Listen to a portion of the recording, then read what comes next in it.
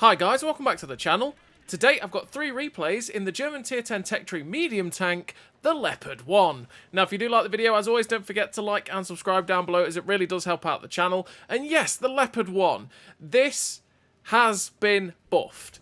They've buffed some little bits and bobs about it, like they've buffed the dispersions a little bit, they've buffed the shell velocity a little bit, and that's because they've also replaced the premium heat round with a premium APCR round, and they've buffed the alpha up. As a tank, it's a very, very good tier 10 medium tank. It always really was, if we're honest. It was a really damn good sniper. The gun was always beautifully fabulous, and its mobility was always really, really nice. It was always a fabulous tank to play, and the buffs that they've given it have made it just even better. Did it need all the buffs in the world that it got? Not really, but still, it is what it is. It's made it a pretty damn fantastic tank to play at tier 10 as a medium tank, and it is a lot of fun as a tank. It is definitely that support medium tank. You want to be playing it that second line tank where you get yourselves into good sniping positions, not be too aggressively head-on, as soon as people look at you and sneeze at you, your hit points take the flak, which is a bit of a pain.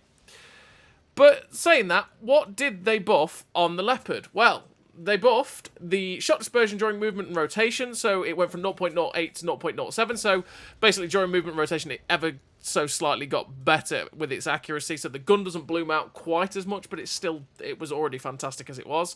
The rotation of the speed of the turret is 40 degrees a second to 44 degrees a second, which means that it's a bit quicker. The shot dispersion penalty during turret rotation is 0.08 to 0.07, which again is absolutely fabulous. The gun really doesn't bloom out that much at all. You really do not need the gun stabilizer. Accuracy 0.3 to 0.28, which means this incredibly accurate gun is even more incredibly accurate. The reload time has been nerfed from 8.7 to 9.3, but that's because your alpha has been buffed to 420 from 390, which means that your effective DPM is actually the same as it was, which is better for you having higher alpha, because those times where you only get a chance to get one shot off at someone means you're going to roll for more damage. And then the penetration on the premium round went down from 330 to 328 as well, but that's because it went to a premium APCR round, which gets 1650 meters a second shell velocity, which is disgustingly quick at tier 10. It is ridiculously fast firing shell, and it means that you really don't have to give that much lead at all at distance for the Leo 1 to shine and hit those targets. So yeah, the buffs on the whole for the Leopard 1 have made it so it's pretty damn nice, because this tank has 68 km/h top speed with a 20.75 horsepower per ton ratio, which means you will hit that 68 km/h top speed. It can feel a little bit sluggish at the top end of its speeds, but on the whole, it's really damn mobile as a medium tank. You've got 54 degrees a second hull rotation speed, which is pretty quick. You've got 273 meters of steel concealment with the build that I have, with the 283 meters of on-the-move concealment as well with the build that we've got, which means that you are a really, really stealthy medium tank, which is beautiful, and it helps you to stay unspotted for longer, especially so that you don't have to take too many hits, because you don't do very well when you're taking the hits. You've got 525 meters of view range with the build that we've got, which is also absolutely beautiful. It means that you will be able to get, in quite a lot of maps, good positions where you'll get a beautiful amount of spotting, and that is great. 47.78 degrees a second on the turret rotation, which is quicker than it was, naturally, because obviously the turret rotation has been buffed. Accuracy during rotation is 0.57, with accuracy of 0.95 during movement, which means that you do not need the gun stabilizer, because that is my accuracy during movement rotation with the build I have without the gun stabilizer. It is fabulous. You're already seeing that in these replays, how good this gun is. It does, from full speed, you can see it's just not bloomed out whatsoever. And then adding, you've got a 1.75 second aim time with this build. Your gun is always aimed. It just is. There is no need for the gun stabilizer whatsoever. You only help it with the crew perks, and you'll have a good time with this gun. So what do I run in terms of a crew and equipment on the old Leo 1? Well, I run Born Leader, Rapid Reload, Sixth Sense, Situational Awareness, Camouflage Expertise, Silent Driving, Steady Aim, Snapshot, Run and Gun, and then Advanced Loader, the Camo Net, and Optics. Optics to be able to get that view range up to 525 meters of view range, which is absolutely fabulous. But if you feel like that is overkill, which, yeah, to be fair, it is. It probably is. You can run Vents instead and get it up to 488 meters of view range, which is still fantastic. Camo Net to knock it down to that 272 meters of steel concealment, and the Advanced Loader to get that DPM up to 3.8k, which is where we've got it sitting if you run the vents as well. All 3 gun perks, because I'm not going to run the gun stabilizer, and the gun handling on this tank is fabulous, so I do just make sure that it is as good as possible without having to run the gun stabilizer. You could quite easily drop the snapshot for something like muffled shot or any other of the perks, really, because it's still good enough without the snapshot. I just like to go for the overkill on that. And then the camouflage expertise and silent driving to knock down the camo as well while we're on the move and in general. So you can see that first game we finished with 3 kills. The first class, the Confederate, the high caliber, 1493 base XP for a pretty decent game there of 6.2k damage, 1,000 assist on Airfield. And that again just showed what the Leopard can do. You can just get yourselves into snipey positions, keep yourselves on the sidelines as that second line support tank, and you can just keep working them over with, let's say, the 3.8k DPM that you've got, which is really nice. And also, just have that fabulous gun handling. Use the mobility to sweep up at the end, and you'll have a great, great time with it. I mean, you've got 9 degrees of gun depression on this tank as well, which means when you're fighting on ridgelines, like you're going to see in this replay, you will have a great time. I mean, your ground resistances are fantastic at 1.63, 0.81, and 0.72 with the build we've got, which means they don't hold you back on your top speed whatsoever. I mean, if you decide, you know what, I don't want to run vents, I don't want to run optics, I want to go faster, and I feel like at the top end, where I'm supposed to be going at 68, I'm tending to go at like 63, 64 all the time, which is generally what I've found with this tank is you don't really hit the 68 that much, you tend to stick at like 65, 66 for the most part. If you wanted to do that, you could drop the vents and run the powertrain. I mean, your view range will still be 477 metres of view range, which is still fantastic. Not quite as good as most of the other tier 10 mediums if you were to do that, so you've got to be very careful of that. And it is pretty handy to have really good view range so that you can, you know, spot at good ranges, and then you can keep yourself at really good far distances so that you're not getting spotted, right? But if you wanted to run the powertrain instead to help the horsepower, which you'll knock it up an extra 1.5 horsepower per ton ratio, which is quite nice, and you get 71 kilometers an hour. It will help the mobility. Again, like, there's plenty of things that you can do on the Leopard 1 to help this tank out. It's completely down to you and how you want to play the tank. It's how you want to feel comfortable playing it, you know. It's just generally how, because everyone's different in how they want to play vehicles. So yeah, this second replay, we are on this map, which is Serene Coast, and on Serene Coast we've managed to get 1700 damage so far. We were about to push over and try and finish off the 50B, but then we see all those tanks staring at us and go, absolutely not. Pull back, managed to get a shot in to shut down the T30. The IS-7 is sticking behind the rocks. The T62A I'm kind of wanting to pop over and get a shot in, so that's what we're going to try and do, but we ricochet off his upper plate. So what we're going to do is change the angle. We see the Sheridan popping round the side here of our team. We tried to get a shot in, snapped in, but sadly it didn't go to plan. He then drives over in front of us. We get the shot straight towards his drive wheel, and thankfully it flew true, tracked him in place, and he gets shut down by our 114 SP2.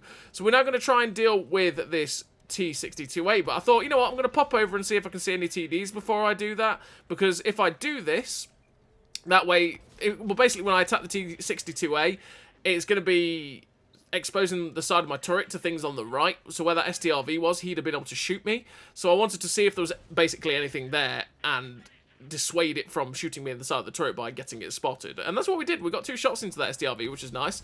Now getting shots into the T62A, who is definitely panicking a little bit because he's like, oh no, there's a Leopard above me. He's getting shots at us. We put the shot through his upper plate. Thankfully, he misses another shot there. We damage his fuel tanks as well, but he is a one-shot, so we're just going to make sure that we get rid of this Soviet tier 10 medium tank. Good night, Mr. T62A. We're up to 4.2k damage, 968 assistance. Now I'm going to use the mobility of the tank to get myself into a flanking position, because I don't want to go head-on against an IS-7 and then a 114 SP2 that I can see there, so I'm going to try and get the side shots here on that 114. But I didn't realise is there's another 114 SP2. I thought that 114 SP2 that was spotted at the back was this guy who had fallen back. But thankfully, I've got a Grill 15 with me and a Centurion, not a Centurion AVRE, a Murat as well, who came in to help the day. We now get a shot into the back end of the one.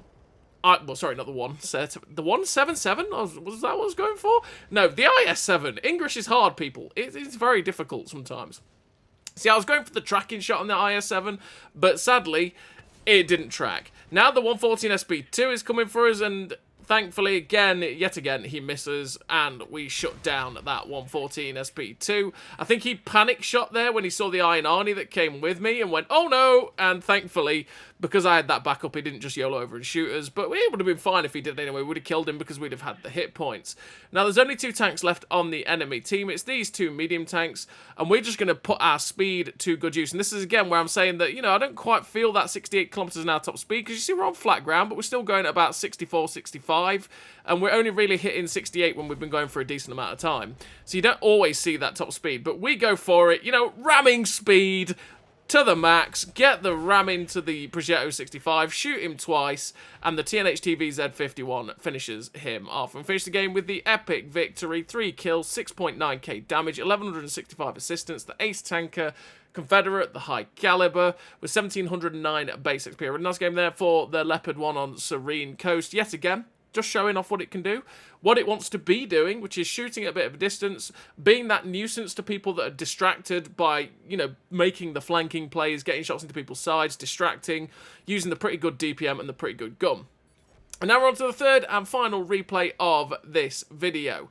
And the third replay, we are here on Lakeville. And what we're going to do on Lakeville is the only real player that I wanted to do in a Leopard 1 on this kind of map. Because I didn't really want to go to the valley and fight the hull-down tanks there. I didn't really want to go into the town and fight the brawling tanks there.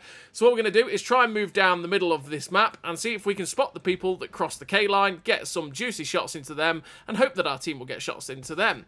We get spotted by the T-54 lightweight that crossed the open, and this is a bit of an... This is a risky thing to do. I pulled the trigger there, but nothing happened for some reason. I don't know why, but I pulled the trigger at the RBRT at the 430, but it just never fired. But we end up taking 2 hits from something that's towards their little sniper hill, and we are very fortunate, because any other game, realistically, if we'd done that while we were still spotted, we'd be dead. That was stupid. It was stupidity. When we got to this rock, we should have stopped. We should have stopped at this rock and stayed until we got unspotted. But I didn't want things to cross and just get away with it, essentially. And so I was going to YOLO forward, try and see if I could see anything that did cross that K-line, and then the people that were sitting behind me could shoot them. But we didn't even spot anyone, and we just lost half our hit points in the blink of an eye, and now we've made this game extremely awkward because we're an idiot. It is what it is. We make idiotic plays sometimes. We also missed the shot on the Tusk at the start as well, which is even worse. But the Tusk is trying to blind fire us. Now we aren't spotted. I'm thinking, okay, I'm just going to start popping blind shots, because there is something camping over there. There's something camping over there. So... But it's always worth trying to get some free shots. Then we notice the Iron Arnie's shootable because he's outside at H0, so he's just outside the town. So we get a shot into the Iron Arnie. We're trying to get a shot into the Tusk, and, well, that shot flew back to where we'd just been aiming, sadly. Latency.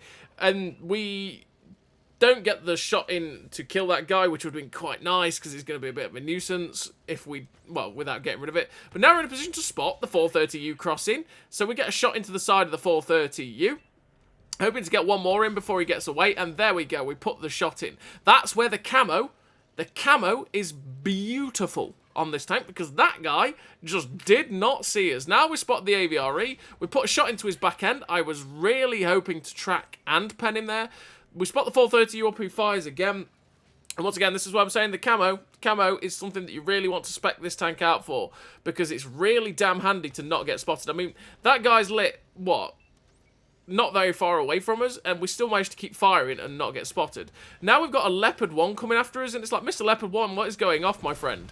He clearly didn't want to be in this game anymore, and we finish him off. We're being very mindful now at this point, though, that they have pushed aggressively behind us through the valley. And this is why I'm going to start making this push.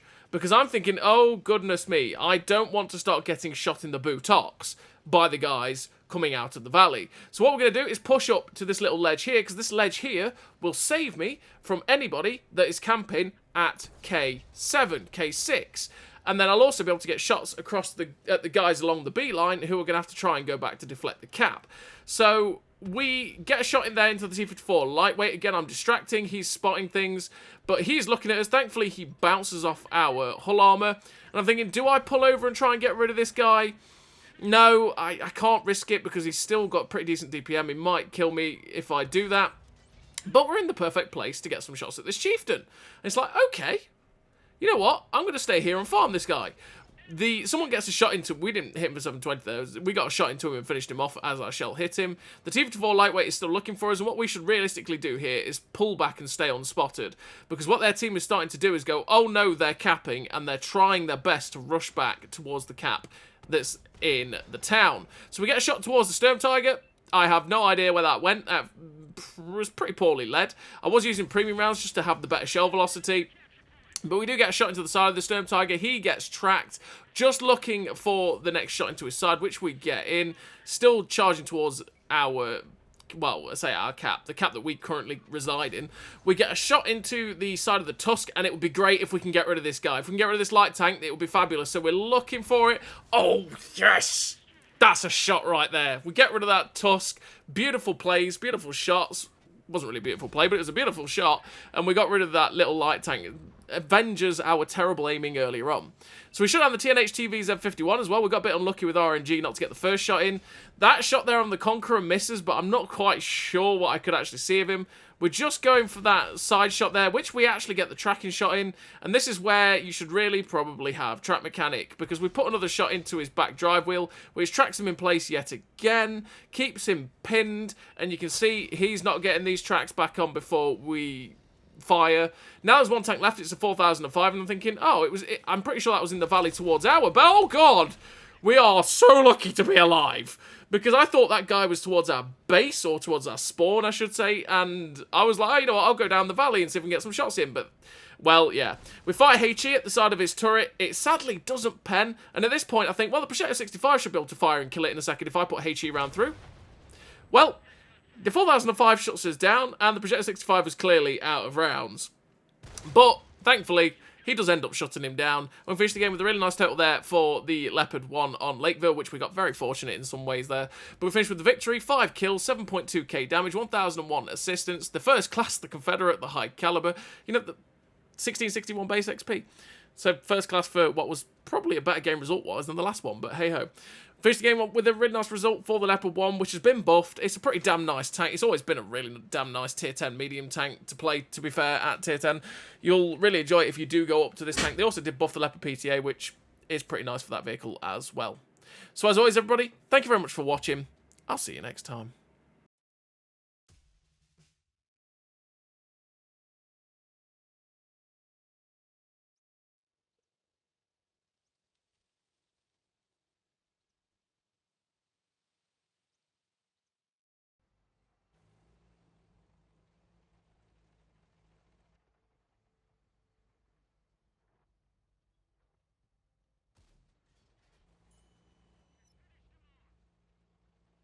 Great success!